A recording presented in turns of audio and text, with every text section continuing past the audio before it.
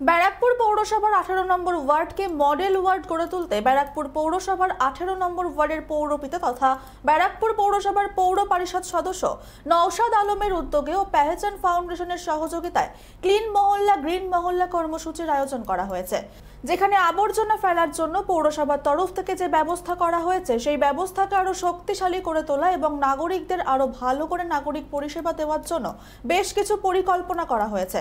এছাড়াও ডেঙ্গু নিয়েও আলোচনা সভার আয়োজন করা হয়।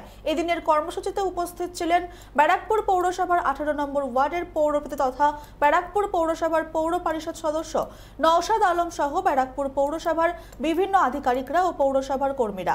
এদিন সংবাদ মাধ্যমের মুখোমুখি হয়ে ব্যারাকপুর পৌরসভার 18 নম্বর ওয়ার্ডের পৌরপিতা তথা ব্যারাকপুর পৌরসভার পৌর পরিষদ সদস্য নওশাদ আলম জানান, ব্যারাকপুর 18 নম্বর ওয়ার্ডকে আমরা একটা মডেল ওয়ার্ড তৈরি করতে চাইছি এবং আমরা সবচেয়ে বেশি নজর দিয়েছি বিশেষ করে আমাদের এই যে পরিষ্কার পরিচ্ছন্নের উপরে।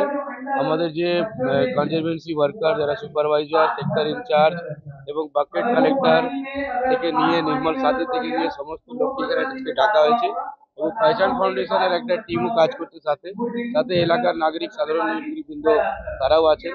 ওনাদেরকে বোঝানো হচ্ছে কি সেগ্রিগেশনে যেভাবে আপনারা গার্বেজটা দেবেন, পচন অপচনশীল যে মালগুলো, যেটা দুটো ডাস্টবিন আমরা দুটো করে যে বিন দিয়েছি, বালতি একটা সবুজ কালারের একটা নীল কালারের, তার মধ্যে আপনারা ফেলবেন।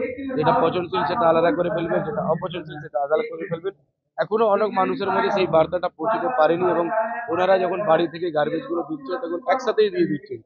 এটা কি হচ্ছে, আমাদেরকে যে নিয়ে গিয়ে সেগ্রিগেশন করতে অসুবিধা হচ্ছে, সেই জায়গাটা দাঁড়িয়ে আমরা এলাকা ধরে আমাদের ওয়ার্ডের মধ্যে এই বার্তাটা পৌঁছতে চাইছি এবং চেষ্টা আমাদের আছে কি আমাদের ব্যারাকপুর পৌরসভার থেকে পক্ষ থেকে যে কনজারভেন্সি সার্ভিসটা দেওয়া হচ্ছে সেটাও ভালোভাবে এবং সুস্থভাবে দেওয়া হোক, তাহলে এলাকার সাধারণ নাগরিকের কাছে পৌঁছে যাক।